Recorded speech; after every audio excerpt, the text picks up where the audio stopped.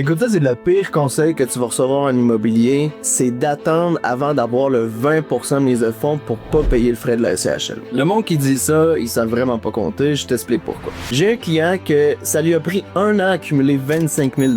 C'est le 5% de mise de fonds pour une propriété de 500 000. Si tu me dis, je veux attendre d'accumuler le 20%, le 20% de mise de fonds d'une propriété de 500 000, c'est 100 000 $. Fait que c'est 4 fois le montant d'épargne que mon client avait en ce moment, le 25 000 $. Si ça lui a pris 1 an, donc ça va lui prendre 4 ans à accumuler le 100 000 $ de mise de fonds. En ce moment, si tu achètes avec 5% de mise de fonds, il y a 19 000 $ de frais de la SCHL qui s'ajoutent à ton prêt. En effet, ça peut paraître beaucoup, mais je conseille quand même à mes clients d'acheter tout de suite avec 5% de mise de fonds et non attendre le 20%. Parce que si mes clients, ça lui prend 4 ans à accumuler, dans 4 ans, la propriété aujourd'hui qui vaut 500 000, elle va le valoir combien dans 4 ans? Tu sais, ça va avoir une énorme prise de valeur, puis peut-être que le montant, le 20%, va vraiment augmenter dans 4 ans. Donc c'est pour ça que le meilleur moment d'acheter, c'est quand ton épargne, ton emploi, t'as peu de dettes, t'as une bonne cote de crédit. Fait que attends pas d'avoir le 20% de mise de fonds pour économiser quelques milliers de dollars parce que tu vas perdre beaucoup plus avec la prise de valeur de l'immobilier au courant des années.